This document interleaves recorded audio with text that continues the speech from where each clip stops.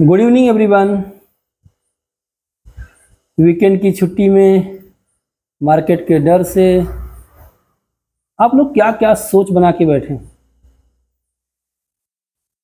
कैसे मंडे को market open होगा? जिनकी इक्विटी में पोजीशन है वो क्या करेंगे? क्या खुलते ही सारा सब कुछ बेच के भाग जाएं, या फिर इंतजार करें किसी बॉटम का कि मार्केट बस इसी जगह से बॉटम बना ले कि मेरी इक्विटी बच जाए? सबसे पहले बता दूं, मैं I am not civil registered, मैं कोई सिविल रजिस्टर्ड एडवाइज़र नहीं हूं। मैं जो कुछ बताने सिखाने की कोशिश कर रहा हूं आप लोगों को सिखाने के पर्पज़ से, बाकी कुछ नहीं है। आपको लगता है कि अगर निफ्टी में, बैंक निफ्टी में इतनी बड़ी गिरावट हुई है तो क्या ये कंटिन्यू हो सकती है? मेरा मानना है, मेरा खुद का मानना है कि अगर मार्केट गैप डाउन ओपनिंग होती है तो 24,500 राउंड फिगर समझ लीजिए, 24,500 एक मजबूत सपोर्ट है।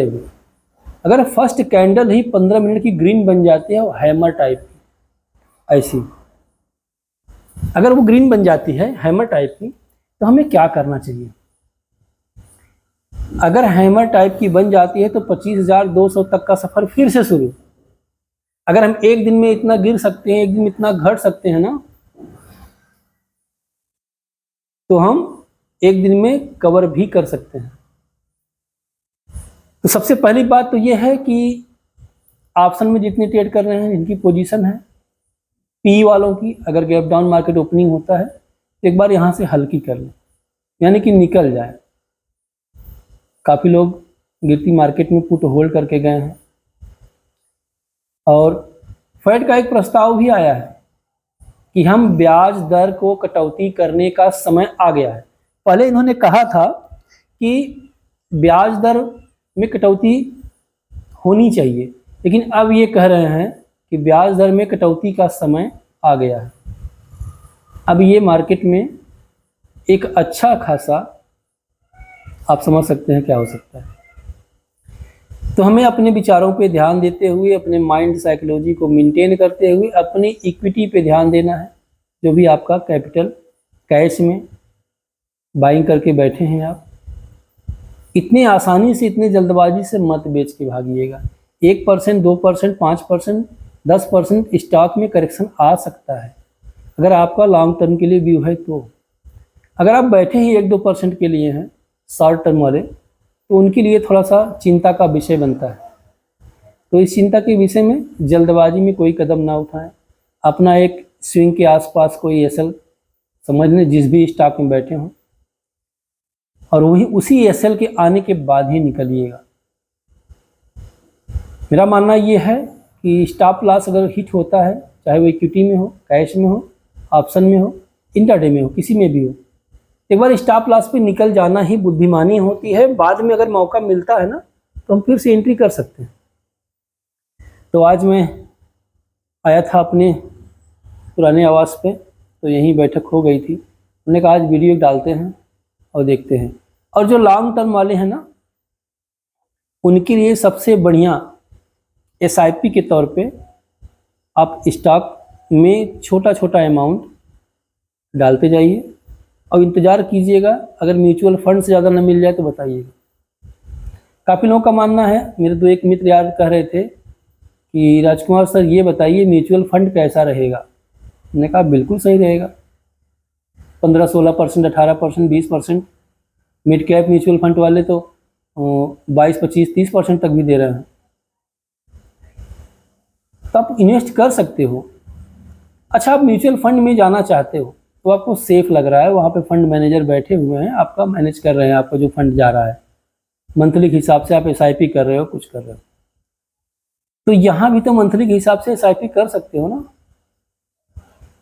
मैं बता दूं, टाटा कंपनी की जितने भी शेयर हैं अब तक, सारे शेयरों में एक अच्छा खासा रनअप देखने को मिला है, छोड़ के सिर्फ टाटा स्टील को।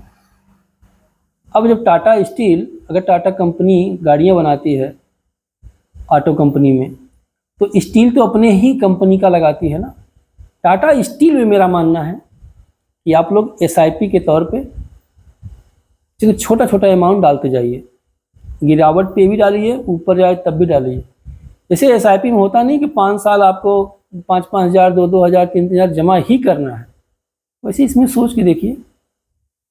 वो तो 20 साल में देते हैं ना, आपको इतना कंपाउंड करके इतना देंगे, इतने इतने % से ब्याज लगा के। बढ़िया स्टॉक है।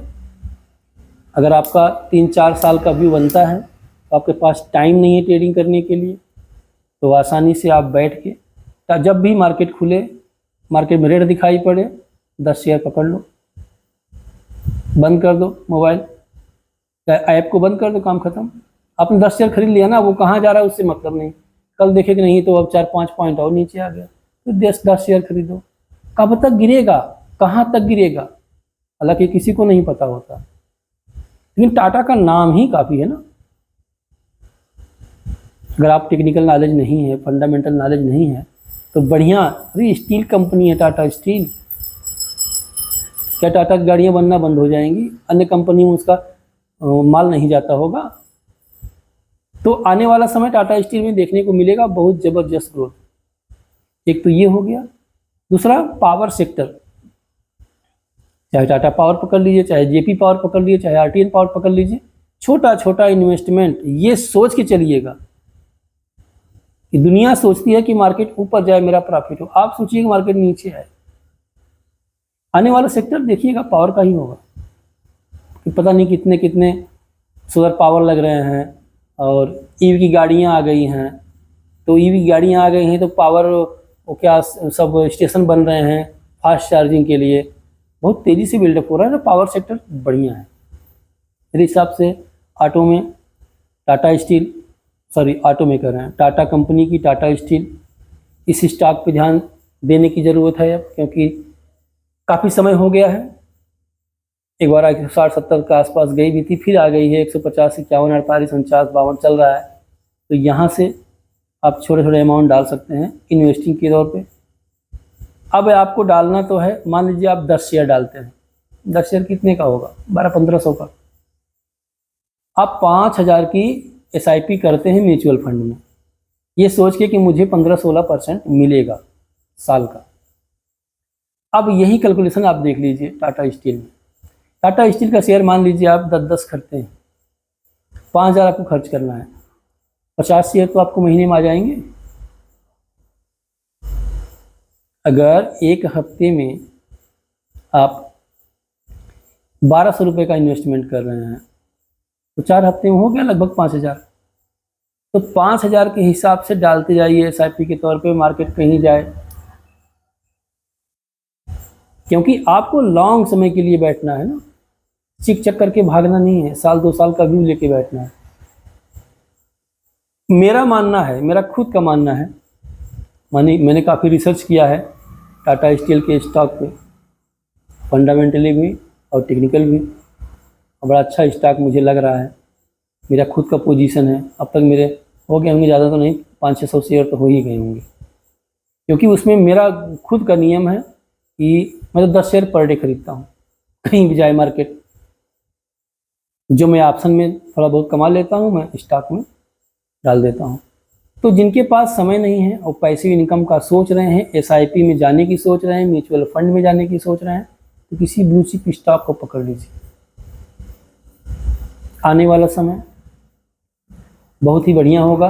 अगर साल 2 साल आप रुक गए टाटा स्टील में, तो मेरा मानना है कि म्यूचुअल फंड आपको 18%, 20% देगा, उससे ज़्यादा ये 2 साल में ही दे देगा। अगर 2 साल में जो ग्रोथ आपके म्यूचुअल फंड की होगी, पूरा कैलकुलेशन करके, उससे ज़्यादा आपका स्टॉक में मिल सकता है। आईटी सेक्टर में विप्रो सस्ता है, मुझे तो लग रहा है कि वो बहुत जल्द ही साल भर के अंदर वो 700 पार हो जाएगा, साल भर तक ही मान के चलते हैं। अभी 540-55 पहुँच गया था, फिर वहाँ से 530-35 पहुँचा, 40 तक पहुँचा था, फिर वहाँ से नीचे आया 519-18, फिर भाग गया 529-30, फिर भाग गया 521, और 440 से मैं पकड़ के बैठा हूँ। छोटा छोटा इन्वेस्टमेंट में तो देखता रहता हूँ कि थोड़ा सा नीचे आए, क्योंकि इस पैसे को 5 साल 10 साल के लिए सोच के बैठो कि नहीं छूना है। और ये पैसा कोई इम्पॉर्टेंट पैसा इन्वेस्टमेंट मत कीजिए, वो पैसा इन्वेस्टमेंट कीजिए जो आपका पैसिव इनकम के द्वारा आ रहा है। जो कुछ कमा रहे हैं, जैसे लग रहा है कि आपकी सैलरी आ रही है 25,000 50,000, आपका 10,000 5,000 बचत में है, आप बैंक में डिपॉजिट करना चाहते हैं या कुछ करना चाहते हैं या म्यूचुअल फंड में ही जाना चाहते हैं, तो अब एक पोर्टफोलियो बनाइए अपना, स्टॉक में डालते जाइए। निफ्टी 50 के स्टॉक में, किसी भी स्टॉक में, लार्ज कैप में मत जाइएगा, नहीं तो आपका 5,000 बहुत कम लगेगा ना। अब जैसे टाइटन का शेयर हो गया, रिलायंस का शेयर, कितने शेयर मिलेंगे? 2 शेयर। लार्ज कैप वाले क्या होते हैं, 1-2% भाग भी गए तो आपको कितना बढ़ जाएगा। स्मॉल कैप में पैसा बन सकता है और अच्छा खासा बन सकता है। तो मेरा मानना है इन्वेस्टमेंट कीजिएगा, जैसा कि मैं इसके पहले वाले वीडियो में आप लोगों से वादा किया था कि मैं आप लोगों के लिए, ऑप्शन बायर के लिए एक ज़बरदस्त स्ट्रेटजी पेश करूंगा, क्योंकि संडे के दिन आ जाएगी आपको देखने के लिए। आप लोग देखिएगा कैसे उसमें स्कैल्पिंग करके ऑप्शन बायर कैसे पैसा बनाता है। और फिर मैं एक टास्क लूँगा, आप लोगों का एक चैलेंज स्वीकार करूँगा कि मैं छोटा सा अमाउंट डाल के लाइव करके आपको दिखाऊं कि मैं कैसे करता हूँ। बहुत लोगों का कमेंट आता है कि सर आप तो ट्रेनिंग वाले हैं, ट्रेडिंग तो पता नहीं। तो मौका मिलेगा दिखा दूँगा। वैसे मैंने अब तक तो कई बार लाइव किया भी है आप लोगों के बीच में, तो इस बार फिर मैं लाइव करके, हालांकि पैनल दिखाने का अधिकार तो मेरे पास नहीं है, छोटा अमाउंट में दिखाने की कोशिश करूँगा कैसे एक नॉर्मल व्यक्ति, अगर उसकी स्किल मजबूत हो जाती है, पकड़ मजबूत हो जाती है चार्ट पैटर्न पे या प्राइस एक्शन पे, तो वो कैसे अपने आप को, अपना हाथ साफ कर सकता है। कहने का मतलब अपनी प्रैक्टिस के हिसाब से वो कैसे 5%, 6%, 8% पर डे निकाल सकता है और 5-6%, 7% का ही स्टॉप लॉस लेके हट भी सकता है। मैं एक स्ट्रेटजी दूंगा आपको स्कैल्पिंग वाली, एक स्ट्रेटजी देने वाला हूं बिना चार्ट देखे, टाइमिंग के हिसाब से। कुछ नहीं देखना है चार्ट और, बस अपना वो डीमेट अकाउंट खोल लीजिए और सेव कर लीजिए, निफ्टी बैंक निफ्टी फला फला फला ऑप्शन खोल लीजिए, देखते रहिए देखते रहिए। आपको अंक से मैं बताऊंगा कि इस टाइम पे क्या होता है। आप ट्रेड मत कीजिएगा, पहले आप एनालाइज कर लीजिएगा, देख लीजिएगा कि ये बताया गया था, जरा देखें तो इनका, ये फला प्राइस है इसको ऐड कर लीजिए, फला प्राइस है इसको ऐड कर लीजिए। जैसे ही वो टाइम आएगा जो टाइम मैं बताने वाला हूँ, उस टाइम के बाद किस में, पुट में कि कॉल में अंक आपका भाग रहा है, कहाँ तक जाएगा, कितने पॉइंट का स्टॉप लॉस, कोई चार्ट देखने की जरूरत नहीं है। कंटिन्यू करके देख लीजिए, पहले आप बैक टेस्ट कीजिएगा, चार्ट लगा लगा के बैक करके बैक करके बैक करके, या फॉरवर्ड टेस्ट कर लीजिएगा। बैक टेस्ट मैंने किया हुआ है काफ़ी दिनों का। तो आज के लिए इतना ही काफ़ी है। जो बिगिनर हैं, नए हैं, डीमेट अकाउंट खुलवाना चाहते हैं, रिलायंस ब्लू का लिंक मैंने डाल रखा है डिस्क्रिप्शन बॉक्स में, वहाँ से लिंक से खुलवा के मेरा भी कुछ भला कर दीजिएगा। अगर हो सके, इच्छा कहे तो, नहीं इच्छा कहे तो कहीं से खुलवा सकते हैं, कोई प्रेशर नहीं आपके ऊपर। और स्ट्रेटजी सीखने के लिए चैनल को लाइक शेयर सब्सक्राइब दबा के कीजिए और कमेंट कीजिए। निफ्टी बैंक निफ्टी का ऐसा ऐसा सेटअप ऑप्शन बायर के लिए पहले आप एक्सरसाइज कीजिए, प्रैक्टिस कर लीजिए कि जो बताया जा रहा है कि इसको पहले हम देख लेते हैं ना, 10 दिन 15 दिन 20 दिन में कितनी बार ये सफल होता है, तब अपना रियल पैसा लगाइए, अपने एडवाइजर से सलाह लेकर। मैं बताने की कोशिश नहीं करूंगा कि आप क्या खरीदो क्या बेचो। बाकी जिनको सीखना है तो 15 सितंबर से हमारी नए बैच ओपन होने वाली है। डिस्क्रिप्शन बॉक्स में आपको व्हाट्सएप का नंबर मिल जाएगा, वहाँ से चाहें तो हमसे जुड़ सकते हैं और नए बैच में एंट्री करके सीख सकते हैं। जिनके पास टाइम ही नहीं है जो मीटिंग पे आने के लिए, उनके लिए भी व्यवस्था है। डिस्क्रिप्शन बॉक्स में वेबसाइट का लिंक मिल जाएगा, वहाँ रिकॉर्डेड वीडियो पड़े हुए हैं, बेसिक टू एडवांस। कुछ भी आपको नहीं पता है तब भी आप आराम से जाके एक वीडियो 5 बार देखे, 6 बार देखे सीख सकते हैं। सीखने की कोई उम्र नहीं होती, सीखने का कोई समय नहीं होता, बस आपके अंदर वो साहस होना चाहिए, वो मजबूती होनी चाहिए, नहीं मुझे ये करना है। जब आप किसी भी विषय पे, किसी भी काम के प्रति 100% देंगे ना, तभी सफलता मिलेगी। आपको ये भी करना है, आपको वो भी करना है, आपको ये भी करना है, वो करना है, तो आपको समय लग जाएगा काफ़ी ज़्यादा। अगर मेरे विचारों से आप लोग संतुष्ट हो एक लाइक जरूर कीजिएगा। मिलते हैं नेक्स्ट वीडियो में, तब तक के लिए जय हिंद।